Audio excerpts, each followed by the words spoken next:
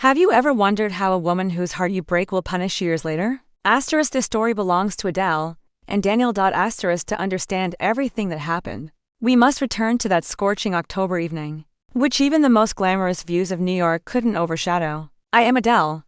I was 20 years old then. I was a person with sparkling eyes, looking hopefully toward the future. Most importantly, I was a woman who loved Daniel more than anything else in the world. He was a handsome and ambitious financier, just beginning to make a name for himself in Lower Manhattan. We had little money, but we had the cheap wines we shared in Central Park. They tasted better than the most expensive champagnes on Wall Street. Asterisk, 2 years. For 2 years, I shared everything with Daniel. What did I share? My youth, my loyalty, my fragile dreams. I had built my life around him in the orbit of his ambitions. When the marriage proposal came, I thought my world was complete. I didn't imagine it at a lavish, crowded dinner I'd always dreamed of. I expected it on a deserted Brooklyn pier, which was special to us. The only thing he brought with him was a simple silver ring inherited from his grandmother. It was more precious to me than any diamond because it had sentimental value. Asterisk, when Daniel arrived, he didn't come with the ring on his finger. He came with a sneer on his face. "Adele," he said. His voice was so cold that my insides froze even on that warm New York evening. "You are valuable to me, believe me. But it will end here. I have New York dreams. Dreams of making big money, having big houses, making a big name. Your small world, which you build with that silver ring, pales next to even the first step I take into that world. You are my past, not my future. I need a rich, powerful woman in my life. You would only be a burden." Asterisk, it was as if he had ripped out my heart and thrown it into the East River. From the Manhattan Bridge, I wasn't just rejected. I was humiliated. My love in Daniel's eyes was a flawed obstacle. I didn't let my tears tie my tongue.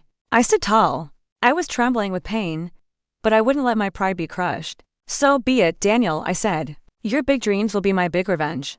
While you seek to conquer this city, I will conquer you. Never forget this, Adele is never a burden. Adele becomes a power. One day, when I return to this city, you will see. When we meet again, you will be the one kneeling, and I will be the one looking down." Asterisk, it wasn't just my body that left New York, my innocence, my naivete, everything stayed on that pier. The only things that remained were hatred and sheer determination. Asterisk, 7 years passed. When I returned to New York 7 years later, I was no longer the old Adele. I had kept that silver ring as a memory I never wanted to see again. Over the past 7 years, the power Daniel sought to achieve with money, I achieved with a steel will and sharp intellect. By taking a tech company from scratch to the top in Europe, I became the new Wonder Woman of the financial world. Asterisk, Adele Van Tress.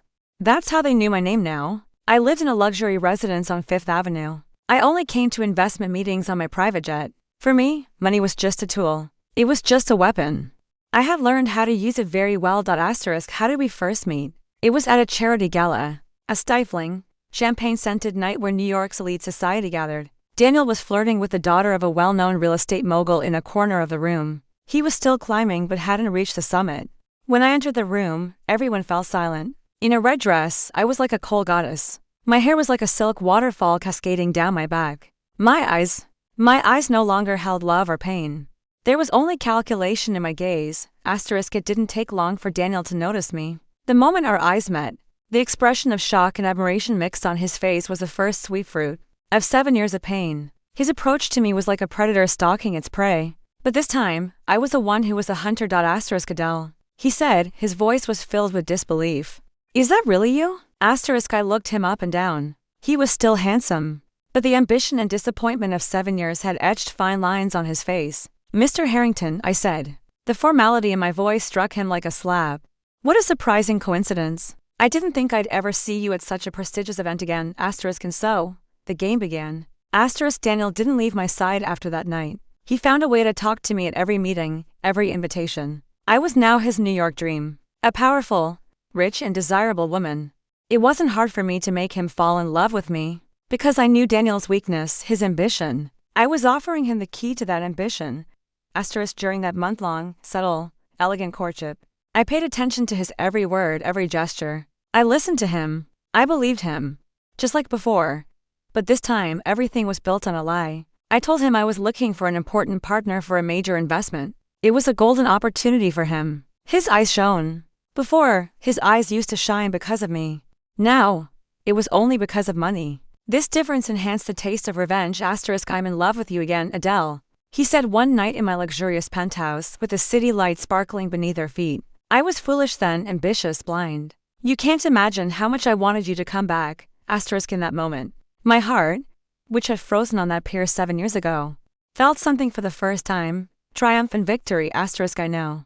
Daniel, I said, placing my hand on his cheek. There was a dangerous smile on my face, mixed with the innocence of 7 years ago. I am not the Adel of that time. If you want me, you must prove yourself to me.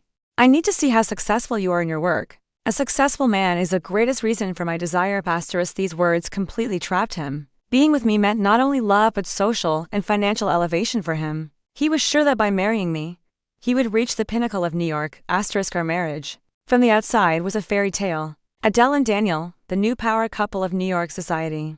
We appeared in magazines, hosting parties in luxury mansions. He didn't see that I was using money as a tool. He only saw the result. 1 year. I waited for our honeymoon to end. I took the first step with money. I said I would support Daniel's big investment project. I acquired a large portion of his company's shares through a secret agreement. He saw me as his closest partner. I, on the other hand, was slowly putting the ropes around his neck. Then came the betrayal. Daniel's greatest ambition was to replace his former boss. I knew this man was the only obstacle in Daniel's career path. One evening, I leaked sensitive and unethical information about his boss that Daniel had told me, as if by accident, to his boss's rival. Daniel had only heard that information from me. Therefore, he immediately suspected me. That was the moment the ropes tightened. While Daniel was dreaming of replacing his boss, he came under investigation himself. While all this was happening, I slowly and skillfully started driving down the company's stock. Daniel was on the verge of a financial collapse. For the first time, I saw panic in his eyes instead of the old arrogance. I dealt the final blow at New York's largest financial summit. Daniel was supposed to take the stage, present his new project and convince investors. Just before he was about to speak, I walked up to the podium. My speech was more important than his. Distinguished investors, I said. My voice echoed in the hall. Today, I will expose the fraudulent transactions made by a business partner of mine, Daniel, using information acquired and used unethically. A murmur rose in the hall. Daniel's face was ashen. This man, I continued, showing the documents in my hand. 7 years ago, he scorned my love and left me. He said, "You will be a burden to my New York dreams." Since that day, my only dream has been this, to make him pay the true cost of love, money, and betrayal. I wanted to show him that his greatest ambition would be his greatest downfall. I walked over to Daniel through the crowd. His eyes were pleading with me. I didn't want him to kneel, just like 7 years ago. There was a greater punishment. Now, Mr. Daniel, I said. My whisper only reached him, but everyone in the room was holding their breath from the tension. My company is taking over all the shares in your company. You no longer have a company. You have no reputation. Your name will be associated with one of New York's biggest fraud cases. The dream you built with me has become your nightmare. In that moment, all my hatred, all my pain, flowed out of me. Daniel reached out his hand helplessly. I, without looking at the hand he extended, spoke my final words. This is the last word of love. Daniel, this word is revenge. I turned my back and left the hall. As a cold New York wind hit my face, I was neither a lover nor an avenger anymore. I was simply a woman reborn. I destroyed Daniel's life with love, money, and betrayal. I understood that a woman's greatest strength lies in her ability to destroy the dreams of a man who once scorned her with her own hands. I was free now. For me, the lights of New York were illuminating the start of a new game. Do you think Daniel deserved it? Do you think Adel's love still persists? Don't forget to subscribe to our channel for more stories.